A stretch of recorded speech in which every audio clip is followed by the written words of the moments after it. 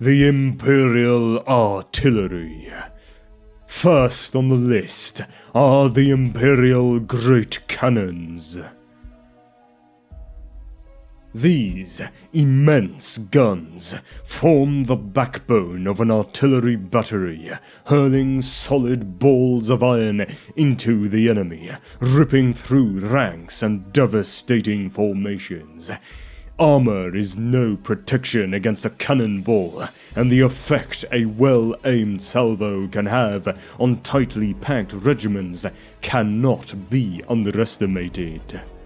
An excerpt from Machineries of Destruction, the manifold methods of maiming the mass and the mob on the field of battle, by Master Engineer Hallar Hansleben of Wissenland. Great cannons are among the largest of the mobile cannons built and employed by the armies of the Empire, and are used extensively as the main artillery. The great cannons of the Empire were first invented by the ingenious designers of the College of Engineers.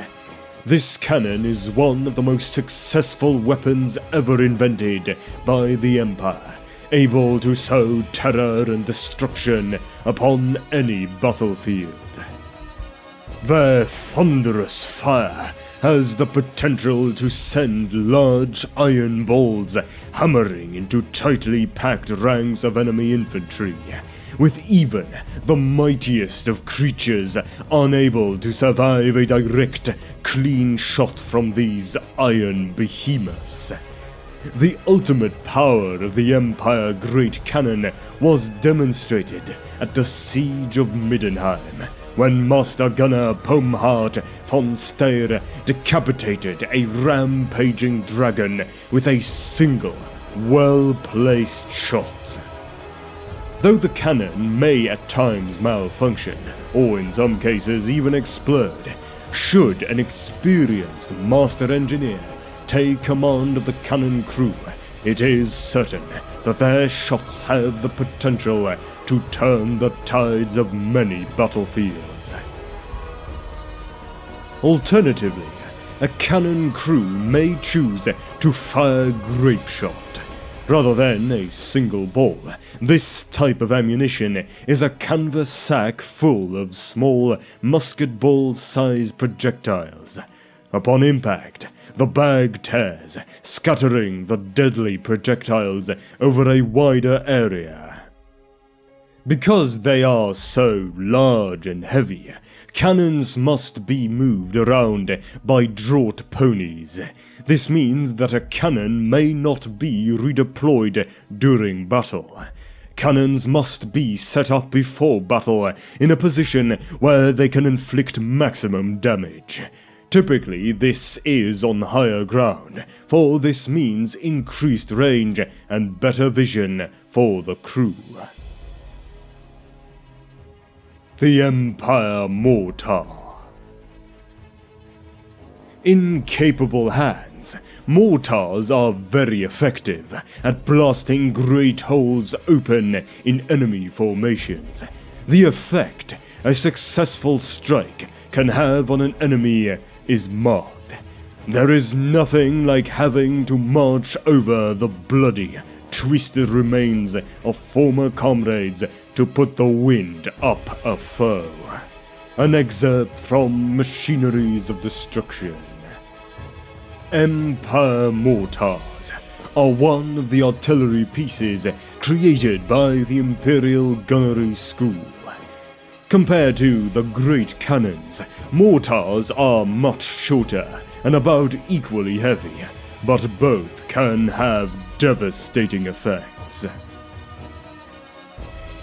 Mortars are designed to fire in an arch, and instead of solid iron balls, they fire hollow shells filled with black powder, with a fuse attached.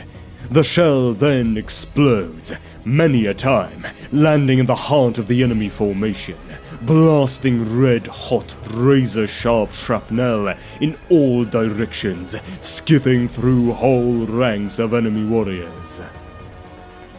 Firing a mortar is always a tense moment, for the quality of fuses is highly variable, and it is not unknown for one to burn through before the crew has finished loading the shell. The best case scenario is that the crew will have to waste time removing the dud shell. The worst case scenario, the mortar explodes, killing the crew.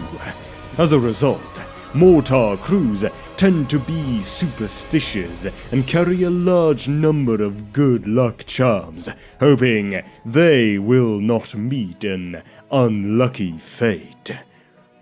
Mortars are commonly used in sieges. Their high arc of fire and explosive shells are ideal for firing on or past castle walls. The Helblaster Volley Cannon. Master engineer Volker von Meinkampf found inspiration watching students reloading at the Imperial Gunnery School. He had a revelation. More barrels equals more shots equals more lethality. He soon produced the first repeating handgun, von Meinkampf's whirling cavalcade of death, and pistol, von Meinkampf's micro mainspring of multitudinous precipitation of pernicious lead. Not content to rest on those laurels, he then created the enormous 9-barreled cannon, the Helblaster volley gun, which is utterly lethal to enemies and, all too often, its crew. From Great Engineers of the Empire, by Lady Theodora Holzenauer, an engineer and journalist. The Helblaster volley gun is one of the most infamous black powder weapons ever invented. Its devastating firepower able to tear apart an entire regiment of enemy troops in one thunderous volley. Maintain distance when supervising gunnery crew to ensure safe observation. An excerpt from Machineries of Destruction. The lethal creation of the deranged Imperial engineer von Meinkampf, this weapon's terrifying reputation has since spread to all corners of the old world. Its 9 separate barrels are divided into 3 decks and are turned by means of a central crank, firing around 3 shots per deck, which would shatter the enemy in hail of miniature cannonballs. Helblaster crews may choose to fire all 3 decks in quick succession, or to load and fire the decks one after another. Either method has advantages.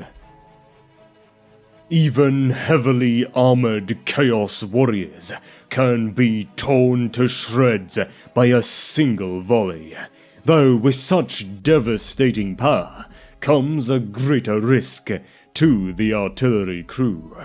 Helblaster volley guns are notoriously prone to sudden, cataclysmic explosions.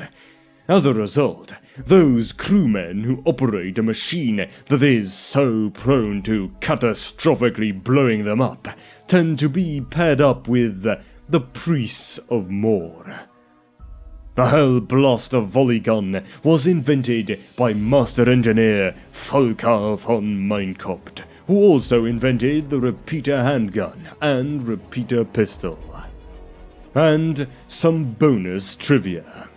During his time at the Imperial Engineers School, long before Volker von Meinkampf, Leonardo da Miragliano created his own version of the Helblaster volley cannon, which was even more devastating, albeit less reliable than the actual model. To end things off, the Helstorm rocket battery. The Helstorm rocket battery is an experimental artillery piece used by the Empire of Man as a means to shower the enemy with a hail of explosive rocket munitions. After watching the spectacular fireworks of a Cathayan emissary to Altdorf, Master Engineer Hermann Falkstein was inspired to transform this Eastern technology into a weapon. His early research infamously blew apart entire laboratories of the Imperial School of Engineers, but the perpetually suit-blackened engineer never lost faith that his designs had a military value and succeeded in creating a deadly, if unpredictable, weapon. Falkstein's original rockets were wildly inaccurate, madly corkscrewing weapons that had no chance whatsoever of hitting anything other than, eventually, the ground. Further refinements such as fins, long sticks added to the base of a rocket, and a launch carriage to aid aiming further improved stability and accuracy. At least a little bit. However, when these rockets do land on their intended target, the results are devastating. Entire regiments can be blown apart by a series of earth-shattering explosive impacts. After Elector Count Boris Todbringer was almost hit by an errant barrage, they were dubbed Helstorm rockets after the colorful language he used to reprimand the unfortunate crewmen.